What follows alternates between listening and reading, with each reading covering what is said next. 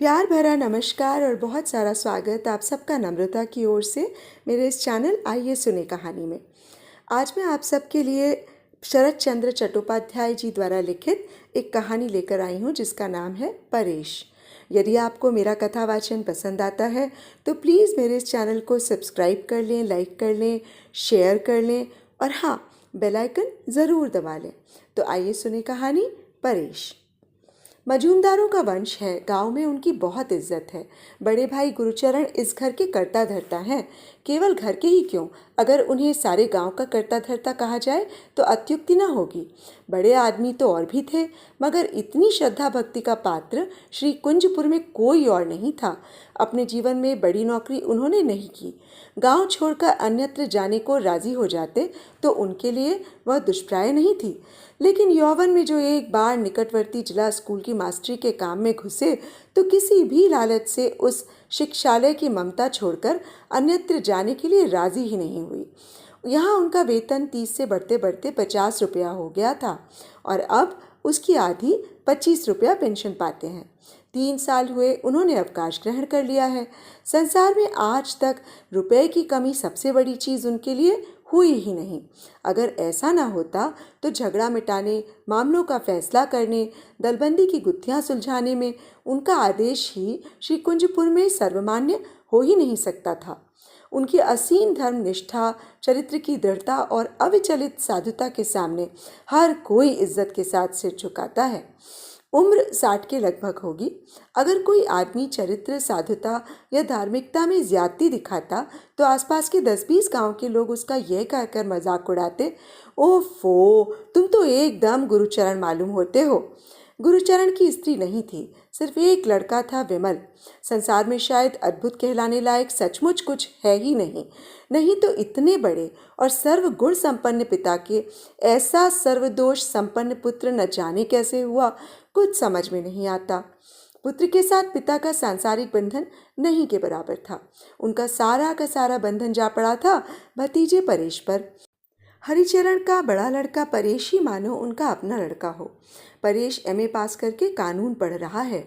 उसे वर्ण परिचय की पहली पुस्तक से लेकर आज तक सब कुछ वे ही पढ़ाते आ रहे हैं। विमल ने कुछ भी नहीं सीखा। उनका यह दुख परेश से मिट गया। छोटा भाई हरिचरण इतने दिनों परदेश में मामूली नौकरी ही कर रहा था। अचानक लड़ाई के बाद न जाने कैसे वह बड़ा आदमी बन गया और नौकरी छोड़कर घर चला आया। लोगों को ऊंचे ब्याज पर रुपए उधार देने लगा और स्त्री के नाम से एक बागीचा खरीद लिया। और भी 2-1 काम ऐसे किए जिससे उसके रुपए की गंध को 5-7 गांव के लोगों की नाक तक पहुंचते देर न लगी।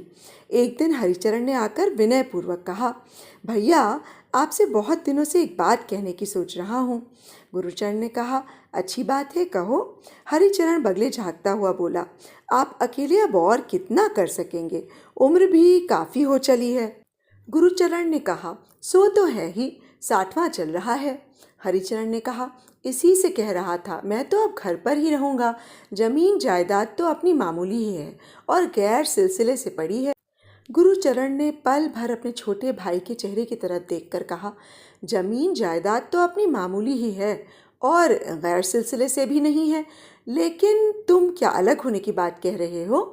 हरिचरण ने मारे शर्म के दांतों तले जीभ दबाकर कहा, जी नहीं, जैसा है, जैसा चल रहा है सब वैसा ही रहेगा, मगर जो कुछ अपने पास है उसमें जरा निशान लगा लेना है। और रसोई बसोई भी बड़े झंझट की चीज़ है। सब कुछ इकट्ठा ही रहेगा, पर दाल और भात अलग अलग कर लिया जाए। आप समझे नहीं। गुरुचरण ने कहा, समझा क्यों नहीं, समझता हूँ ही। अच्छी बात है, कल से ऐसा ही होगा। हरिचरण ने पूछा, निशान आप कैसे लगाएंगे, कुछ तय किया है? गुरुचरण ने कहा, तय करने की तो अब तक कोई ज़रूरत ही नहीं पड़ी, पर यदि वह आज आ ही पड़ी है तो तीनों भाइयों के 3 हिस्से बराबर बराबर बांट देने से काम चल जाएगा। हरिचरण ने आश्चर्य के साथ कहा, 3 हिस्से कैसे? मझली बहू तो विधवा है, लड़का बाला भी कोई नहीं है, फिर उनका हिस्सा कैसा? 2 हिस्से होंगे। गुरुचरण ने सिर हिलाकर कहा, नहीं, 3 हिस्से होंगे। मझली बहू मेरे श्याम शरण की विधवा है, जब तक जीवित रहेगी हिस्सा तो पाएगी ही। हरिचरण रुष्ट हो गया और बोला, कानून से नहीं पा सकती, सिर्फ खाने पहनने को ले सकती है। गुरुचरण ने कहा, यह तो ले ही सकती है क्योंकि बहू ठहरी। हरिचरण ने कहा, मान लीजिए कल को अगर बेच देना या गिरवी रख देना चाहे तो। गुरुचरण ने कहा, कानून से अगर ऐसा हक हासिल हो जाए तो करेगी। हरिचरण का चेहरा स्याह पड़ गया। बोला, हूँ, करेगी क्यों नहीं। दूसरे दिन हरिचरण रस्सी और फीता हाथ में लिए घर घर में नाप जोख करने लगा। गुरुचरण ने न तो कुछ पूछा और ना ही बाधा डाली। 2-3 दिन बाद ईंटें, काट, बालू, चूना, सुर्खी भी आ पहुंची। घर की पुरानी मेहरी ने आकर खबर दी, कल से राज लग जाएंगे, छोटे बाबू की भीत खड़ी होगी। गुरुचरण ने हंसते हुए कहा, यह तो देख ही रहा हूँ, कहने की क्या ज़रूरत है। 5-6 दिन बाद एक शाम को दरवाजे के बाहर पैरों की आहट सुनकर गुरुचरण ने मुँह उठाकर पूछा, क्या है पंचू की माँ। पंचू की माँ बहुत दिनों से पुरानी मेहरी है।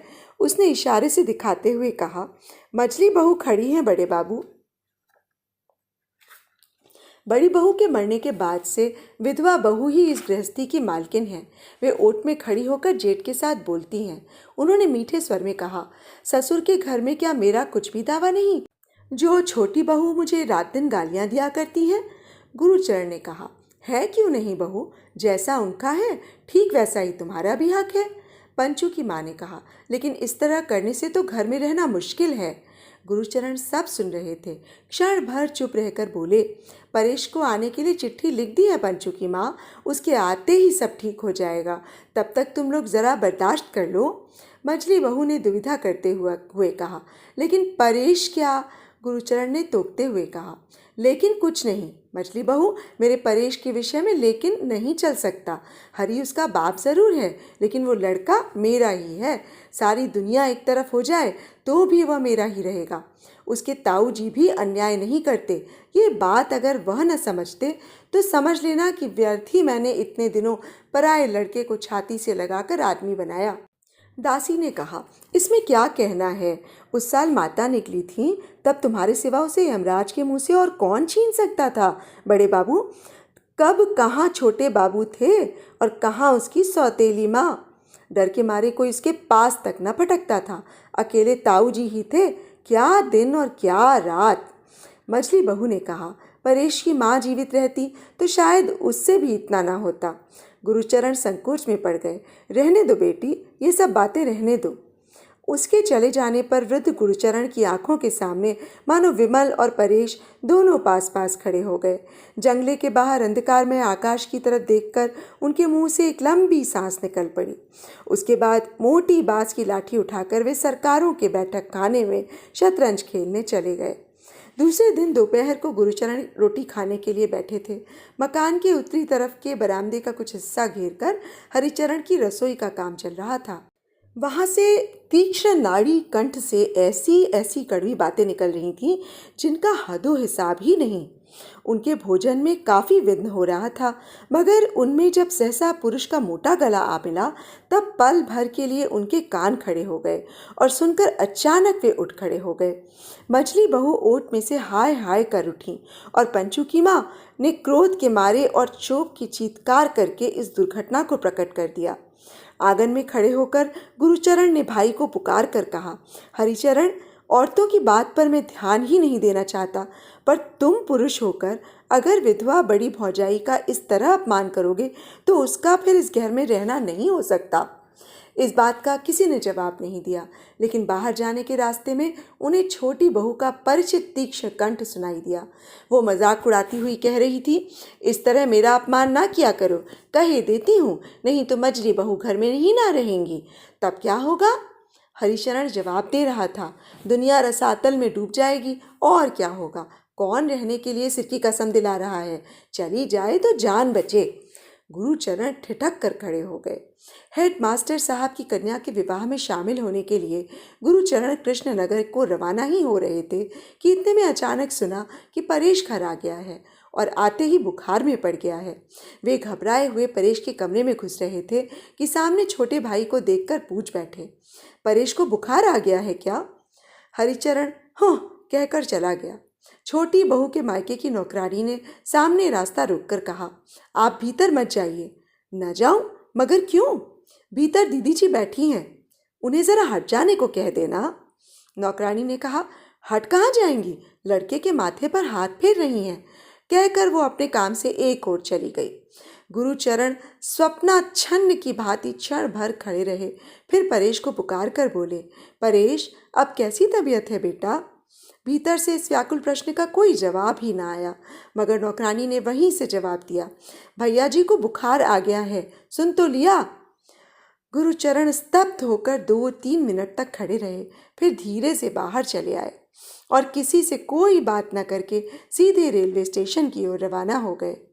वहाँ विवाह की धूमधाम में किसी ने कुछ ध्यान नहीं दिया, परंतु कामकाज निपट जाने पर उनके बहुत दिनों के मित्र हेडमास्टर साहब ने एकांत में ले जाकर उनसे पूछा, क्या बात है गुरुचरण, सुना है हरिचरण तुम्हारे बहुत पीछे पड़ा है?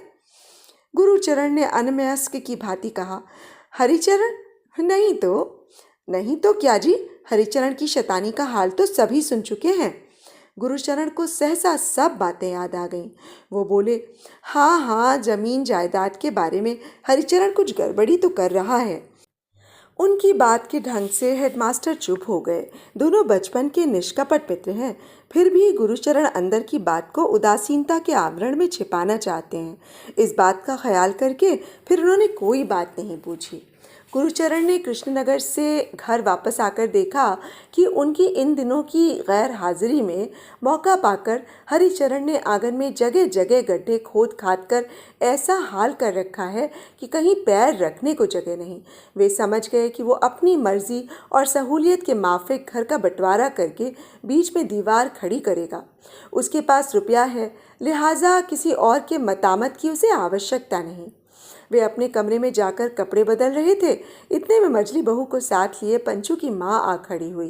गुरुचरण समाचार पूछना चाहते थे कि वो अचानक अस्फुट आर्त कंठ से रोने लगी और रोते रोते ही उसने बताया कि परसों सवेरे मझली बहू जी को छोटे बाबू ने गर्दन पकड़कर धक्का देते हुए घर से बाहर निकाल दिया था।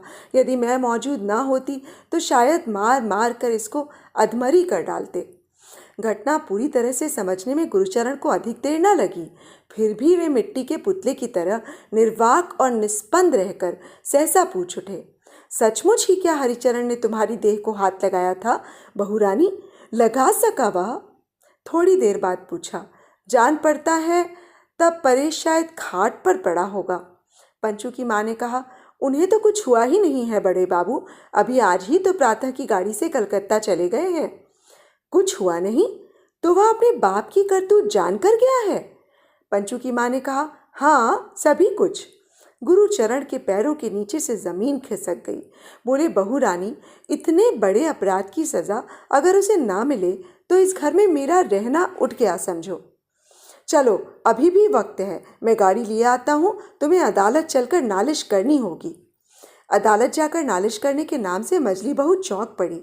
गुरुचरण ने कहा, गृहस्थी की बहू बेटियों के लिए ये काम सम्मानजनक नहीं है, ये मैं जानता हूँ, पर इतना बड़ा ज़बरदस्त अपमान अगर चुपचाप सह लोगी बेटी तो भगवान तुमसे नाराज़ हो जाएंगे। इससे अधिक बात और मैं नहीं जानता। मझली बहू ज़मीन से उठकर खड़ी हो गई और बोली, आप पिता के समान हैं, मुझे आप जैसी आज्ञा देंगे मैं बिना किसी हिचक के उसका पालन करूँगी। हरिचरण के खिलाफ मुकदमा दायर हुआ। गुरुचरण ने अपनी पुराने ज़माने की जंजीर बेचकर बड़े वकील की मोटी फीस दाखिल कर दी। निर्दिष्ट दिन को मामले की सुनवाई हुई। प्रतिवादी हरिचरण हाजिर हुआ, मगर वादिनी नहीं दिखाई दी। वकील ने न जाने क्या कहा सुना, हाकिम ने मुकदमा खारिज कर दिया। भीड़ में गुरुचरण की अचानक दृष्टि पड़ गई परेश पर। तब वह मुंह फेरकर मंद मंद हंस रहा था। गुरुचरण ने घर आकर सुना कि मायके से किसी की ज़बरदस्त बीमारी की खबर पाकर मझली बहू बगैर नहाए धोए यूं ही गाड़ी बुलवाकर वहां चली गई है। पंचू की माँ हाथ पैर धोने को पानी देने आई और अचानक रोकर कहने लगी, रात भी झूठी दिन भी झूठा, तुम और कहीं चले जाओ बड़े बाबू, इस पापी संसार में तुम्हारे रहने के लिए स्थान नहीं है। ढोल आए, नगाड़े आए, मंजीरा आया।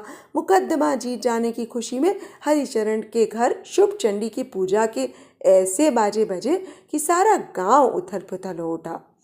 2 भागों में बटे हुए पैतृक मकान के एक हिस्से में रहा हरिचरण का परिवार और दूसरे में रहे गुरुचरण और उनकी बहुत दिनों की पुरानी दासी पंचू की माँ।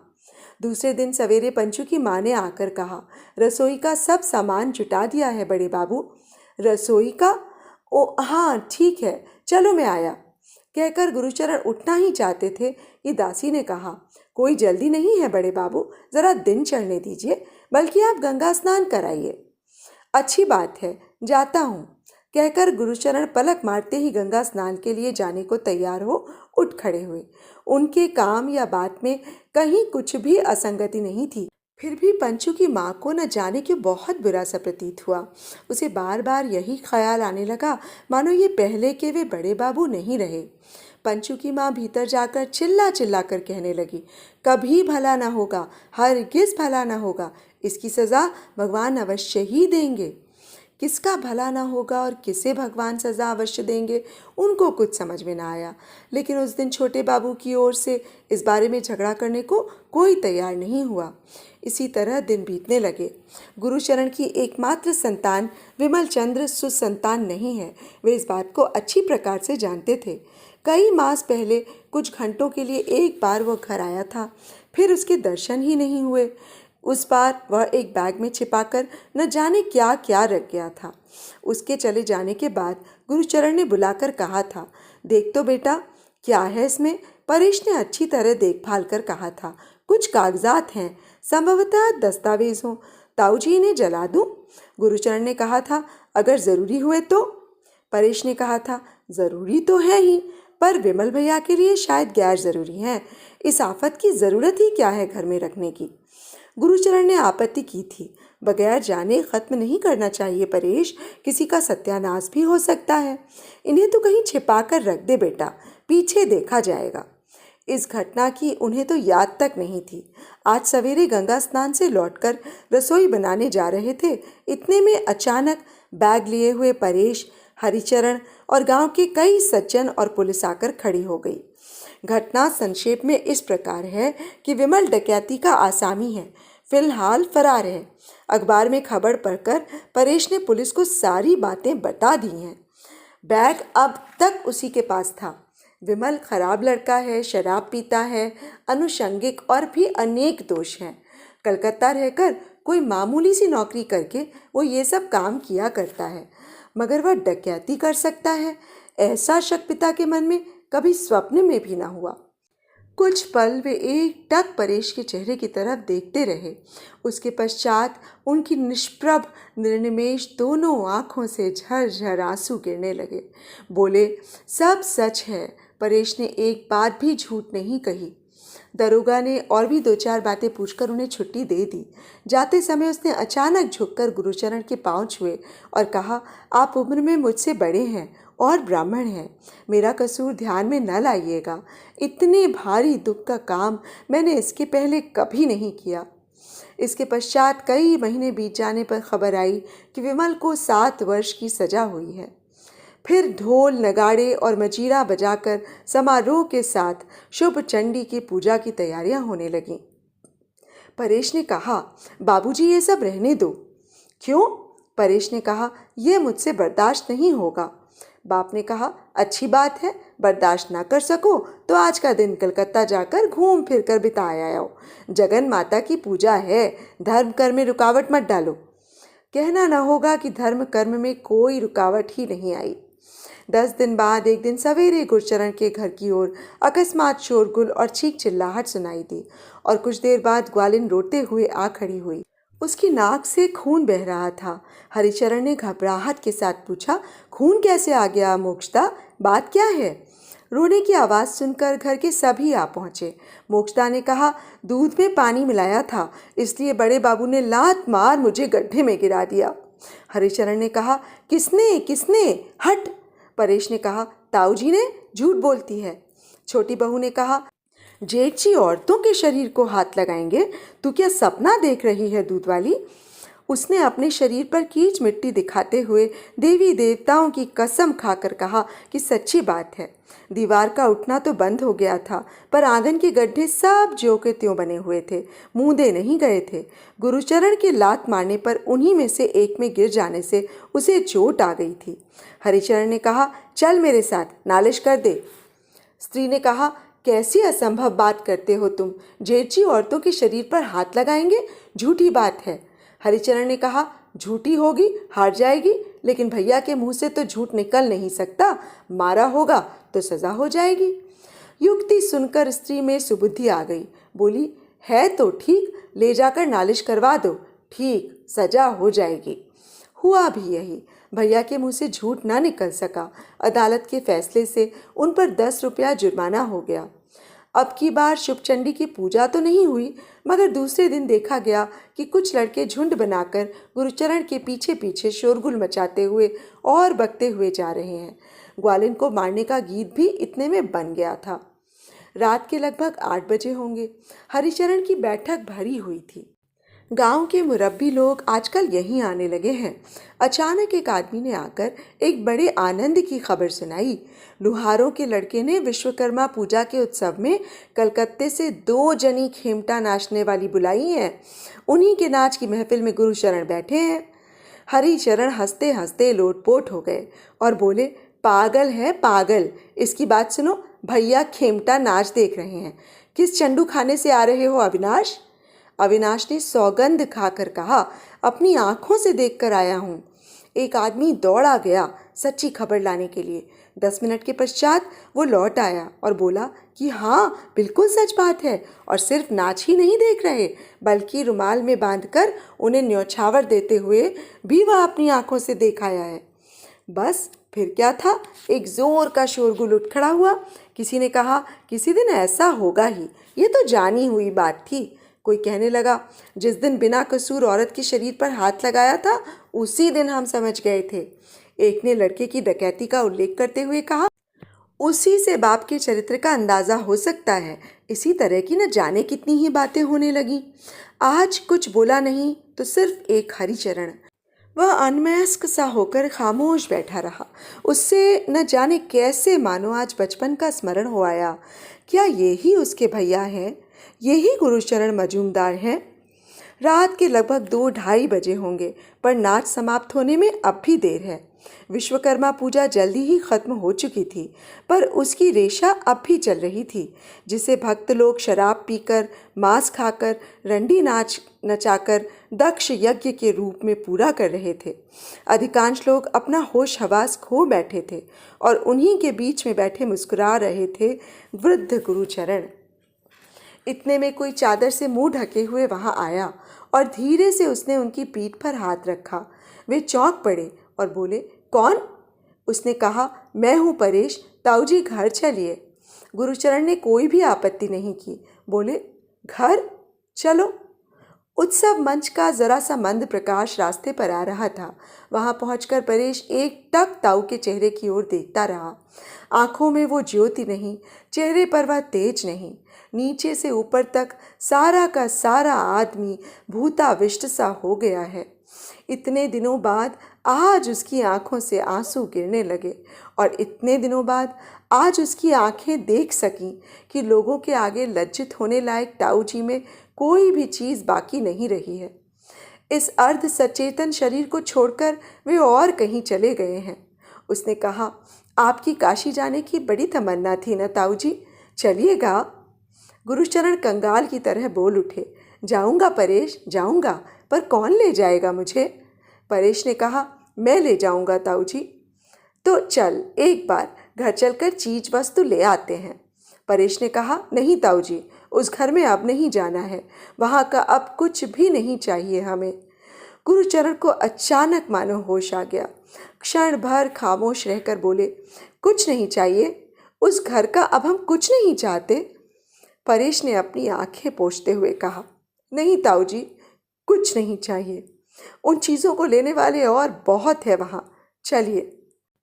चलो, कहकर गुरुचरण ने परेश का हाथ पकड़ा और जन शून्य अंधकारमय रास्ते से दोनों रेलवे स्टेशन की ओर चल दिए। तो अभी आप सुन रहे थे शरत चंद्र चट्टोपाध्याय जी द्वारा लिखित कहानी परेश।